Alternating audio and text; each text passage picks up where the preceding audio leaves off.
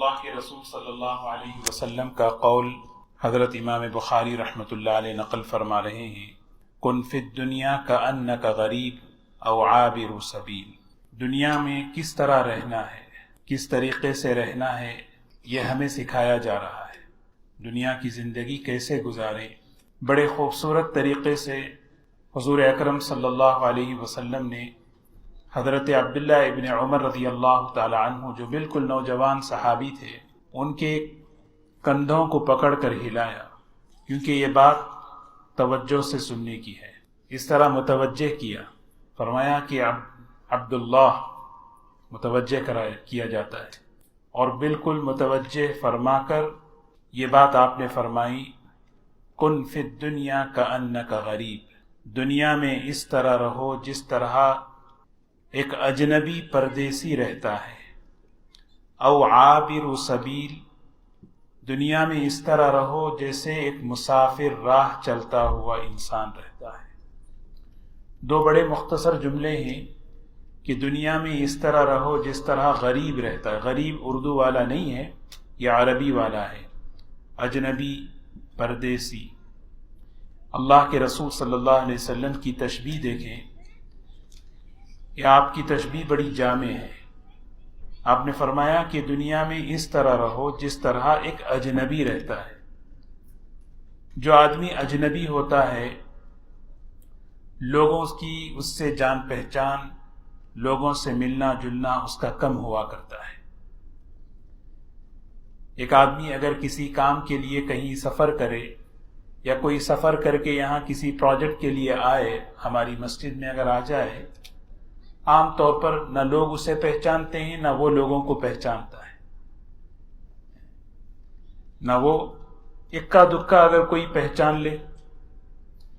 جب جان پہچان کم ہوتی ہے تو ملنا جلنا کم ہوتا ہے، اور ملنا جلنا جب کم ہوگا تو آدمی لوگوں کے جھمیلوں سے اور فتنوں سے محفوظ ہوگا۔ یہ ہے سب سے پہلے تشبیہ۔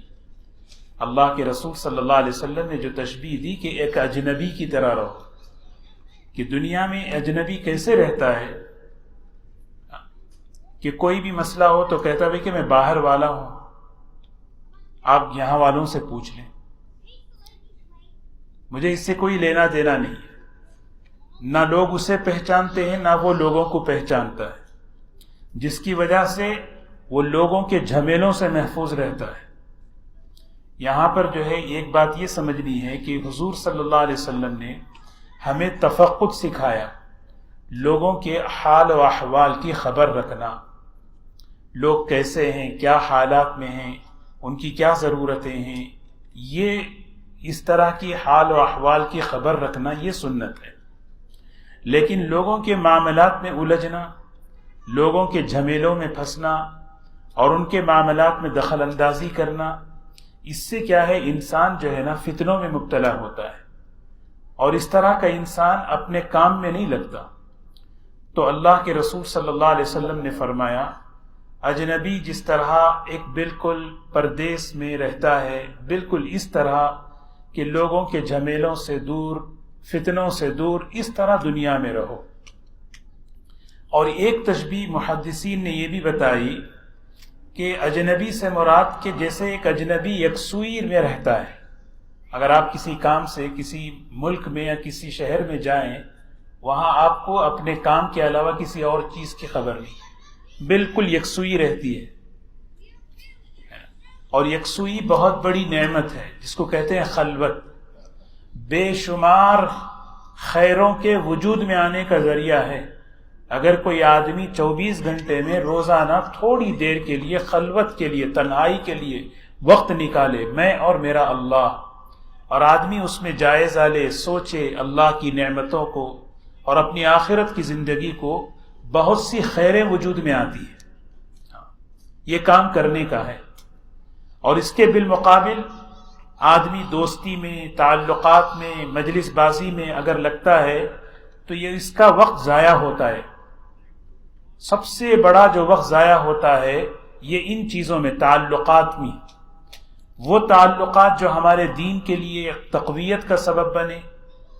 کسی سے مل رہے ہیں، اب اس سے ہمارا دین حفاظت میں ہے، ہمارے اعمال حفاظت میں ہیں، ان سے مزاح کر لیے، ان سے جو ہے تھوڑا سا بے تکلفی کر لی، تو یہ تو مطلوب ہے، اس سے طبیعت میں بشاشت ہوتی ہے، اس سے طبیعت میں جو ہے نا خوشی پیدا ہوتی ہے۔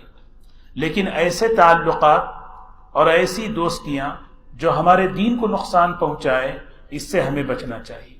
تو سب سے پہلی بات حضور اکرم صلی اللہ علیہ وسلم نے فرمائی کہ دنیا میں اس طرح رہو جس طرح ایک اجنبی رہتا ہے۔ بھئی اس کو لوگوں سے کوئی لینا دینا نہیں ہے، بس اس کا مطلب یہ نہیں کہ لوگوں کے حال و احوال نہ پوچھے، نہیں، وہ الگ چیز ہے۔ لوگوں کے جھمیلوں میں، ان کے معاملات میں، ان کی پرائیویسی میں، ان کی ہر چیز میں دخل دینا، یہ اس طرح نہیں، اس سے آخرت کا بڑا نقصان ہوتا ہے۔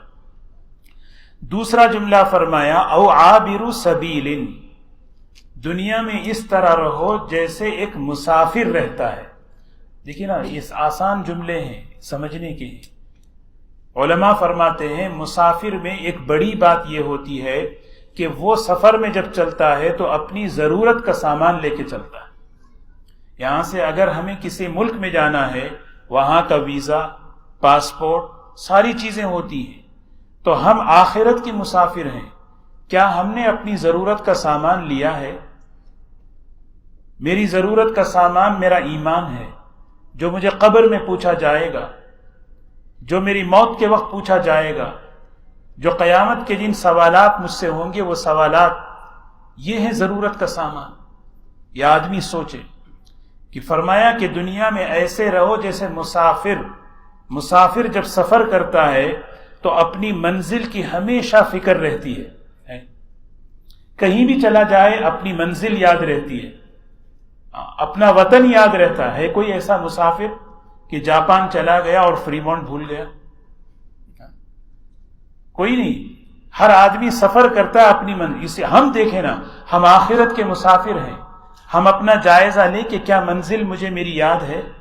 میری منزل میری قبر ہے، میری آخرت ہے، میری جنت ہے، اللہ تعالیٰ کی رضا ہے۔ یہ دوستوں کی یہ میری منزل ہے۔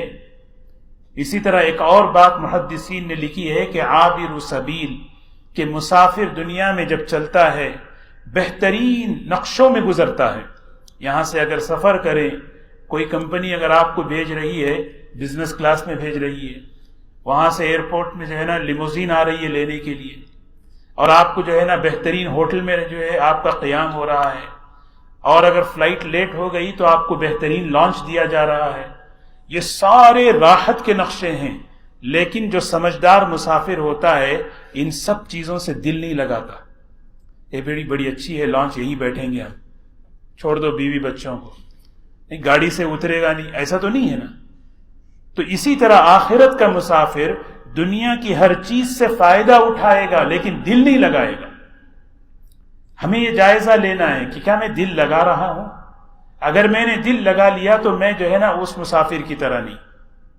تو حضور اکرم صلی اللہ علیہ وسلم نے مثال دے کر فرمایا دنیا میں اس طرح رہو جس طرح ایک اجنبی، ایک مسافر، اپنی منزل کو یاد رکھنا، دنیا کی چیزوں سے دل نہیں لگانا، اپنی منزل اور اپنا وطن یاد رکھتے ہوئے آخرت کے لیے چلتے رہنا۔ پھر آخر میں حضور صلی اللہ علیہ وسلم نے فرمایا، حضرت عبداللہ ابن عمر رضی اللہ تعالیٰ عنہ فرمایا کرتے تھے، اذا امسیت فلا تنتظر الصباح، شام اگر تمہیں مل جائے تو صبح کا انتظار نہ کرو کہ میں زندہ رہوں گا، پتہ نہیں کب اللہ کی طرف سے بلاوا آ جائے۔ میں بالکل جب میں رات گزاروں تو بالکل صاف ہو کر رات گزاروں، کسی سے کوئی لینا دینا نہیں، کسی کا بوجھ میرے اوپر نہیں، کسی کا حق میرے اوپر نہیں۔ اگر اللہ کی طرف سے بلاوا آ جائے، کل حشر کے میدان میں کوئی میرا گریبان نہ پکڑے کہ تو میرا حق ہے۔ سوچیں کیا میں اس وقت ایسے تیار ہوں؟ یہ حدیثوں کا مقصد یہی ہے کہ آدمی فکر کرے، سوچے کیا میں اس وقت تیار ہوں، یا میں یہ سوچتا ہوں کہ اذا امسیت فلا تنتظر الصباح، صبح ہونے والی ہے۔ کتنے لوگ ہیں جو رات کا غروب دیکھتے ہیں، صبح کا جو ہے نا طلوع نہیں دیکھ پاتے، اور کتنے لوگ ہیں کہ جو سورج کو نکلتا ہوا دیکھتے ہیں، غروب ہونے سے پہلے ہی وہ دنیا سے رخصت ہو جاتے ہیں۔ تو اسی لیے دوستو آدمی جائزہ لے کہ کب اللہ کی طرف سے بلاوا آ جائے اور اللہ تعالیٰ مجھے بلا لے، میں اللہ کے دربار میں پاک صاف ہو کر پہنچوں۔ حضور صلی اللہ علیہ وسلم کی ایک دعا ہے، اور یہ دعا آپ جو ہے عید کے نماز کے بعد فرمایا کرتے تھے، اللہم انی اسألک عیشۃ نقیہ میتۃ سویہ مردا غیر مخزی ولا فاضح۔ اے اللہ مجھے پاک صاف زندگی عطا فرما اور پاک صاف موت عطا فرما، جس وقت تیرے پاس آؤں تو میں ذلت کے ساتھ نہ آؤں۔ پاک صاف زندگی کا مطلب کیا ہے؟ کسی کا حق مجھ پر نہ ہو، میرا حق کسی پر نہ ہو، یہ سب سے بڑی فکر۔ حضرت زبیر رضی اللہ تعالیٰ عنہ کو پتہ چلا اس غزوے میں میری شہادت ہونے والی ہے، اپنے بیٹے کو بلایا، بلا کر کہا، بیٹا اس وقت سب سے زیادہ جو فکر میرے ذہن پہ ہے وہ جانتے ہو کیا ہے؟ ان اکبر ہمی دینی، اس وقت جو سب سے زیادہ فکر جو سوار ہے وہ ہے قرضہ، میرے اوپر قرضہ ہے، میں نہیں چاہتا کہ کل اللہ کی بارگاہ میں پہنچوں تو یہ قرضے کا بوجھ لے کر پہنچوں۔ حضرت شیخ الحدیث مولانا زکریا صاحب رحمۃ اللہ علیہ کے والد جب ان کا انتقال ہوا 8,000 روپیے ان پر قرضہ تھا۔ حضرت شیخ نے لکھا ہے کہ میں جتنے لوگ تھے ان سب کو میں نے خط لکھا کہ دیکھو والد صاحب کا جو قرضہ ہے وہ میں نے اپنے ذمے لے لیا اور میں یہ قرضہ ادا کروں گا۔ یہ دوستو یہ آخرت کا فکر جب ہوتا ہے تو یہ سے اعمال ہوتے ہیں۔ حضرت کی فکر یہ تھی کہ میرے والد آخرت میں جب پہنچے تو قرضے کا بوجھ لے کر نہ پہنچے۔ یغفر للشہید کل ذنب الا الدین، حدیث میں آتا ہے شہید کی مغفرت کر دی جاتی ہے مگر قرضہ اس سے پوچھا جائے گا۔ یہ ہے اصل۔ وَإِذَا أَصْبَحْتَ فَلَا تَنْتَظِرِ الْمَسَاءَ، صبح ہو جائے تو شام کا انتظار نہ کرو۔ وَخُذْ مِنْ صِحَّتِكَ لِمَرْضِكَ، اپنی صحت کے زمانے میں اپنی بیماری کے لیے تیاری کر لو۔ اپنی صحت کا زمانہ ہے، بیماری کے لیے ہم نے کیا تیاری کی ہے؟ دین کے اعتبار سے بھی، دنیا کے اعتبار سے بھی۔ دنیا کے اعتبار سے بھی آدمی حلال کچھ کام کر لے، اچھی صحیح تدبیریں اختیار کر لے تاکہ بڑھاپے میں اگر کبھی جو ہے آگے چل کر اگر خدا نخواستہ بیمار ہو جائے تو وہ بیماری کے ایام عافیت سے گزر جائیں۔ اور اسی طرح صحت کے زمانے میں اپنی بیماری کے لیے کہ صحت کا زمانہ ہے، اس کو غنیمت سمجھ کے خوب عمل کر لیں۔ کل بیماری کے وقت میں آدمی افسوس کرتا رہ جائے گا، کاش میں یہ عمل کرتا تو اچھا ہوتا۔ اللہ تبارک و تعالی ہمیں ایسی زندگی نصیب فرمائے، آخرت کا فکر نصیب فرمائے۔ سبحان اللہ بحمدہ، سبحانک اللہم بحمدک، نشہد ان لا الہ الا انت، نستغفرک ونتوب الیک۔ سبحان ربک رب العزة عما یصفون، وسلام علی المرسلین، والحمد للہ رب العالمین۔